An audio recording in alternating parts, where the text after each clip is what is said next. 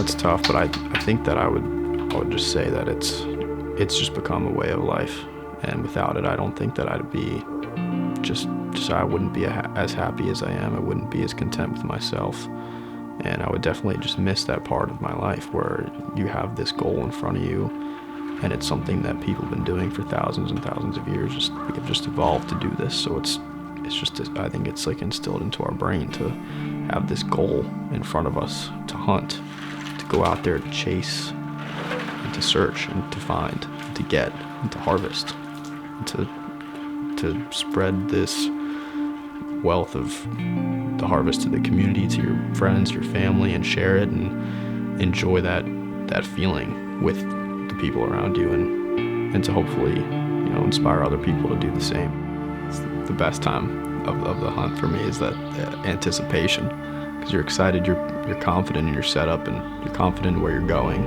You know where you're going, you know the wind, you know everything that's going to happen, but you just don't know what's going to show up.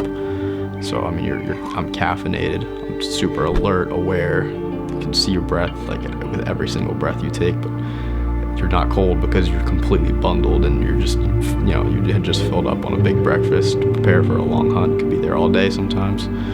So it's an awesome feeling being out there, just getting into the truck or getting ready to walk to your spot in the morning in the dark. You feel lethal even. You feel just covert.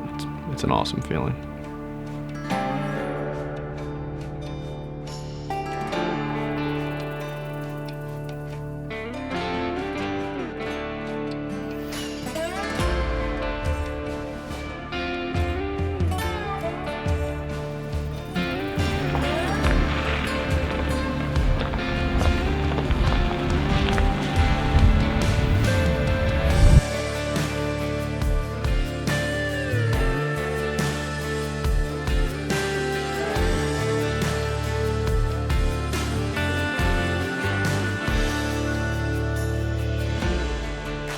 There's something about hunting with the bow that's just so primal. You feel just so much more in touch with nature and the things around you.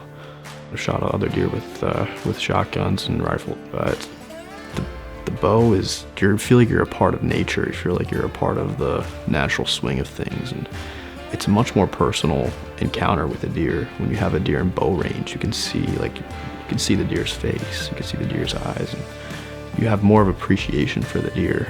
The deer have a better chance of smelling you and seeing you or hearing you, and it's a much more difficult task, and I think that I find joy in that arduous task of harvesting a deer with the bow and arrow.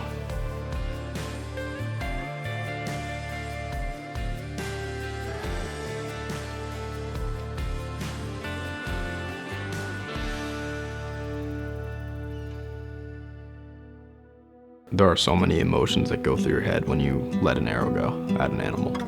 The first is obviously like, all right, was it a good shot? Was it not?